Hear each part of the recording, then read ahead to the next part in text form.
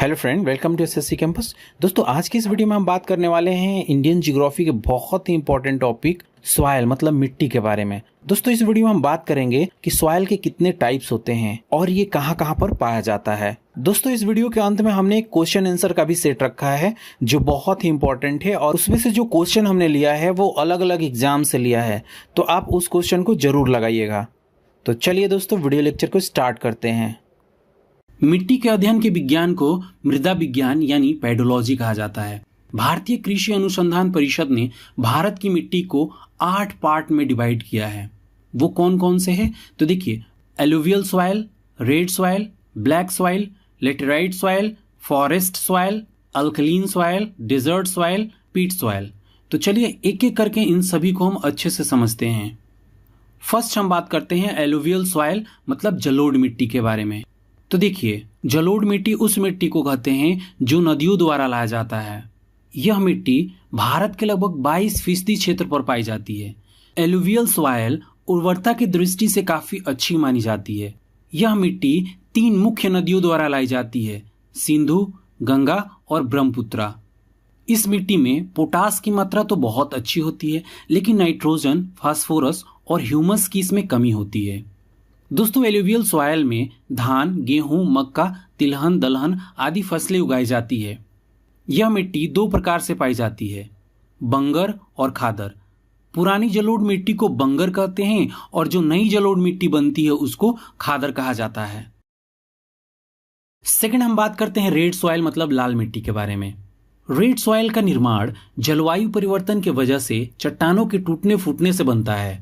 इस मिट्टी में सिलिका और आयरन प्रचुर मात्रा में पाया जाता है, जिसकी वजह से लाल मिट्टी में आयरन ऑक्साइड की अधिकता होती है और इसी आयरन ऑक्साइड के कारण इस मिट्टी का जो रंग होता है वो लाल दिखाई पड़ता है।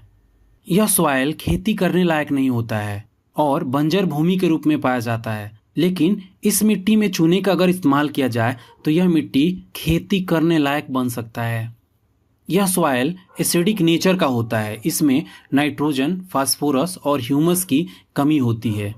दोस्तों, इस सॉइल में कपास, गेहूं, दालें और मोटे अनाजों की खेती की जाती है। भारत में यह सॉइल आंध्र प्रदेश और मध्य प्रदेश के ईस्टर्न पार्ट, छोटा नागपुर के प्लेट्यू एरिया, पश्चिम बंगाल के उत्तरी पश्चिमी जिलों, मेघालय, नागालैंड, राजस्थान में अरावली के ईस्टर्न पार्ट, महाराष्ट्र, तमिलनाडु और कर्नाटका के कुछ भागों में पाई जाती है।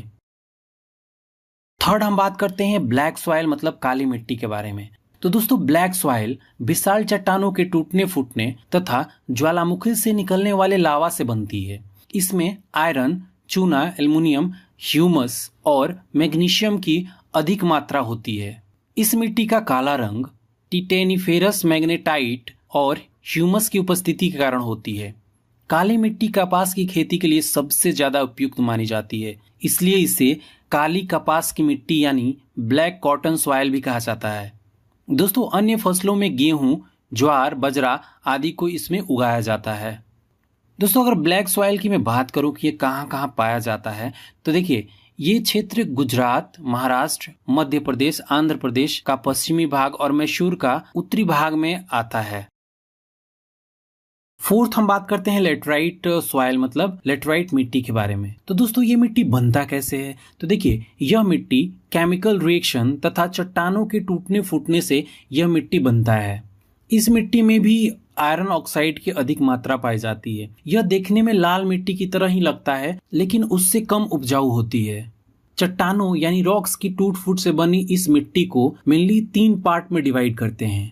फर्स्ट, गहरी लाल लेटराइट, सेकेंड, सफेद लेटराइट और थर्ड, भूमिगत जलवायु लेटराइट के रूप में इसको अलग अलग पार्ट में बांटा जाता है। तो एक एक करके हम समझ लेते हैं। तो फर्स्ट है गहरी लाल लेटेराइट। इसमें आयरन ऑक्साइड और पोटास की बहुत अच्छी मात्रा पाई जाती है। इसकी उर्वरता कम होती है, लेकिन निचले भाग में कुछ खेती की जा सकती है। सेकेंड बात करते हैं सफेद लेटराइट की। देखिए, इसकी जो उर्वरता है वो सबसे कम होती है और केओलिन के कारण इसका जो रंग है वो सफेद होता है। थर्ड बात करते हैं भूमिगत जलवायु लेटराइट्स की। तो देखिए, यह मिट्टी काफी उपजाऊ होती है क्योंकि बारिश के समय आयरन ऑक्साइड पानी के साथ घुलकर नीचे चले जाते हैं। दोस्तों लेटराइट जो मिट्टी है वो चाय की खेती के लिए सबसे अच्छा माना जाता है। तो चलिए दोस्तों हम फिफ्थ बात करते हैं फॉरेस्ट और माउंटेन सॉइल के बारे में। ये सॉइल माउंटेन रीजन के जो ढलान होते हैं वहां पर, या फॉरेस्ट एरिया के जो वैली होती है मतलब जो घाटी होती है वहां पर यह पाया जाता है। इस मिट्टी में ह्यूमस की जो मात्रा है वो काफ़ी अधिक होती है, लेकिन पोटास, फास्फोरस तथा जो चूना की मात्रा होती है वो बहुत ही कम होती है। दोस्तों जो फॉरेस्ट का सॉइल होता है वह बागवानी फसल जैसे कि चाय, कहवा, मसाला या फिर फलों के लिए काफ़ी अच्छा होता है। ट्राइबल्स द्वारा जो झूम एग्रीकल्चर है इसी सॉइल में किया जाता है। तो चलिए हम समझते हैं कि ये मिट्टी कहाँ कहाँ पर पाया जाता है। तो देखिए यह हिमालय के पर्वतीय क्षेत्र जो होते हैं वहाँ पर तमिलनाडु, कर्नाटका, मणिपुर और कई जगहों पे पाए जाते हैं। तो चलिए दोस्तों नेक्स्ट हम बात करते हैं अल्कलाइन सॉइल मतलब क्षारीय मिट्टी के बारे में। क्षारीय मिट्टी को हम और नाम से भी जानते हैं जैसे कि रेह, ऊसर, कल्लड़ इत्यादि। दोस्तों यह मिट्टी वहां पे बनता है या फिर डेवलप होता है जहां पे पानी आसानी से निकल नहीं पाता। अल्कलाइन सॉइल में सोडियम क्लोराइड तथा सोडियम सल्फेट की जो मात्रा होती है वो काफ़ी अच्छी पाई जाती है, लेकिन इस सॉइल में नाइट्रोजन तथा जो चूना होता है उसकी कमी होती है। दोस्तों यह जो मिट्टी है वो उपजाऊ नहीं होती है। इसमें नारियल और जो ताड़ का पेड़ होता है उसकी खेती होती है। यह सॉइल ज़्यादातर हमें पंजाब, हरियाणा के कुछ पार्ट तथा केरल के तट पर सुंदरवन क्षेत्र में ज़्यादातर देखने को मिलते हैं। नेक्स्ट हम बात करते हैं डेजर्ट सॉइल के बारे में। तो देखिए डेजर्ट सॉइल हाई टेम्परेचर के वजह से बनता है। हाई टेम्परेचर के वजह से जो रॉक्स होते हैं वो टूट जाते हैं और छोटे छोटे इससे क्या बनता है, सॉइल बन जाता है। यह वास्तव में बलुई मिट्टी होता है जिसमें लोहा तथा फास्फोरस पर्याप्त मात्रा में पाया जाता है, जबकि जो नाइट्रोजन और ह्यूमस होता है वो बहुत ही कम मात्रा में पाया जाता है। इस मिट्टी में सिंचाई के सहारे गेहूं, गन्ना, कपास, ज्वार, बाजरा उगाए जाते हैं, जबकि अगर सिंचाई की सुविधा जहां पे उपलब्ध ही नहीं है वहां पर यह जमीन बंजर पाया जाता है। तो चलिए दोस्तों नेक्स्ट और हम लास्ट बात करते हैं पिट्स सॉइल के बारे में। दोस्तों जो दलदल वाला क्षेत्र होता है उसमें काफ़ी अधिक मात्रा में जैविक जो पदार्थ होता है वो जमा हो जाता है, जिसके वजह से इस मिट्टी मतलब ये जो सॉइल है उसका निर्माण होता है। दोस्तों यह सॉइल ब्लैक, हेवी तथा काफ़ी एसिडिक होता है। केरल में इस मिट्टी को कारी कहा जाता है क्योंकि यह मिट्टी ज़्यादातर केरल के अलेपी जिला में पाया जाता है। उत्तराखंड के अल्मोड़ा, सुंदरवन डेल्टा में भी यह सॉइल पाया जाता है। नदियों की अगर मैं बात करूं तो महानदी, गोदावरी, कृष्णा नदियों के किनारे पर यह मिट्टी पाई जाती है।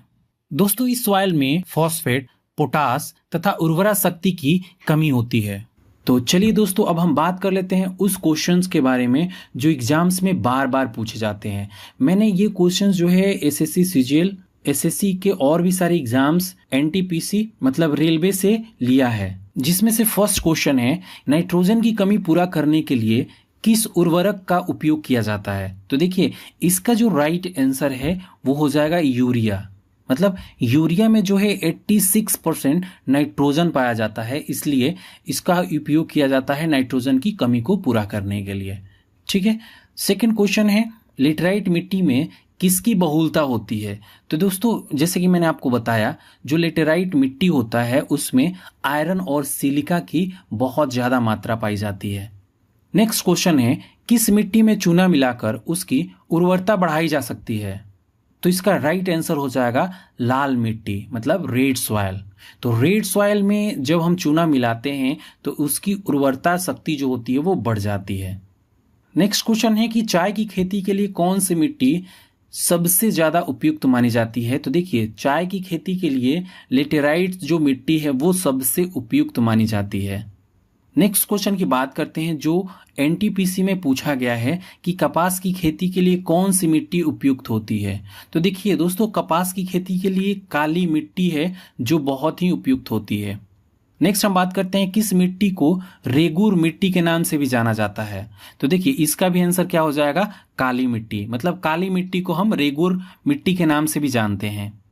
नेक्स्ट क्वेश्चन है लाल मिट्टी में किन फसलों की खेती की जाती है। तो देखिए लाल मिट्टी में कपास, गेहूं, दाल और मोटी अनाजों की खेती की जाती है। नेक्स्ट क्वेश्चन की बात करते हैं लाल मिट्टी का जो रंग होता है वो लाल क्यों होता है। तो देखिए लौ ऑक्साइड की उपस्थिति के कारण जो लाल मिट्टी होती है उसका रंग कैसा होता है, लाल होता है। नेक्स्ट क्वेश्चन है जलोढ़ मिट्टी में किसकी मात्रा सबसे अधिक होती है? तो दोस्तों जलोढ़ मिट्टी में पोटास की जो मात्रा होती है वो सबसे अधिक होती है। जलोढ़ मिट्टी भारत में कितने प्रतिशत भाग पर पाई जाती है? तो जलोढ़ मिट्टी भारत में 22% भाग पे पाई जाती है। तो दोस्तों आज की इस वीडियो में बस इतना ही। नेक्स्ट वीडियो में ऐसे ही टॉपिक लेके आएंगे। आपने अभी तक हमारे चैनल को सब्सक्राइब नहीं किया है तो प्लीज़ हमारे चैनल को सब्सक्राइब कर लीजिए और उसके बगल में एक छोटा सा बेल आइकन है उस पर भी क्लिक कर लीजिए ताकि टाइम टू टाइम जो भी वीडियो हम अपलोड करेंगे आपको नोटिफिकेशन मिलता रहे। दोस्तों आप मुझे फेसबुक पर भी फॉलो कर सकते हैं। अगर आपको यह वीडियो अच्छी लगी तो इस वीडियो को व्हाट्सएप तथा फेसबुक पर शेयर अवश्य करें। कृपया हमें कमेंट कर बताएं कि ये वीडियो आपको कैसी लगी। आपके सुझाव का हमेशा स्वागत रहेगा। वीडियो को देखने के लिए थैंक यू।